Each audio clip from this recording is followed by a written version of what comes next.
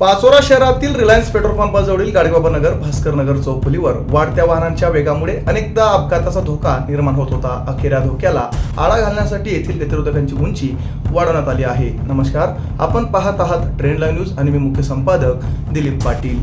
विशेष म्हणजे हे काम कोणत्याही सरकारी योजना, BNDC विभाग, PWD किंवा कोणत्याही शासकीय निधीतून करण्यात आलेले नाही. संबंधितांकडून दुर्लक्ष होत असल्याने स्वखर्चातून हे काम करण्यात आले. गतिरोधकांच्या उंची वाढवण्यासाठी सुमारे 20,000 इतका खर्च अपेक्षित होता. या खर्चाची जबाबदारी नगरसेवक संजय बापू एरंडे, नगरसेवक सूरजदादा वाघ व समाजसेवक सतीश देशमुख यांनी स्वखर्चाने स्वीकारली. काम करतेवेळी प्रवीण भाऊ पाटील, ट्रेंड लाईव्ह न्यूज पत्रकार दिलीप पाटील हेही स्वतः घटनास्थळी उपस्थित राहून होते. नागरिकांच्या सुरक्षिततेसाठी कोणतीही शासकीय मदत न घेता समाजहिताचा हा उपक्रम राबवण्यात आल्याने परिसरातून त्यांचे कौतुक होत आहे.